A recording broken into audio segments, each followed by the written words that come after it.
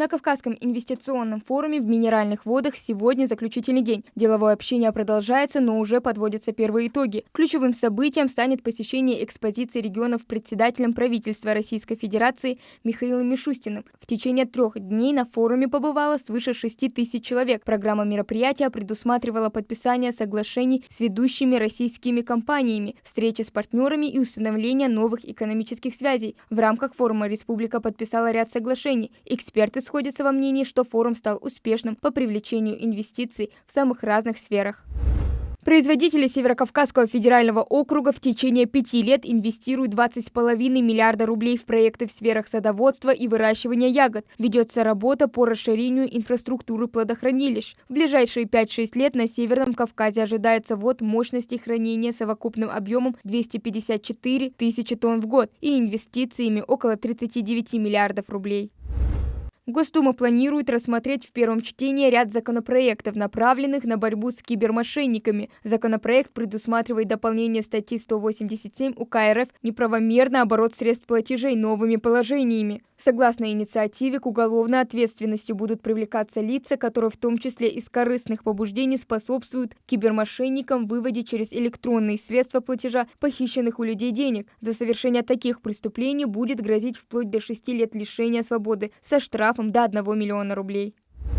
Минпромторг РФ включил в периметр недавно перезапущенный под программы льготного автокредитования семейный автомобиль с семьей не только с 3, но и с 2 детьми. Решение о перезапуске под программы было принято в середине мая. По условиям действующей программы базовая скидка составляет 20%, для жителей Дальневосточного федерального округа 25%. Программа действует для медицинских работников, работников сферы образования, участников специальной военной операции и членов их семей, а также граждан с инвалидностью.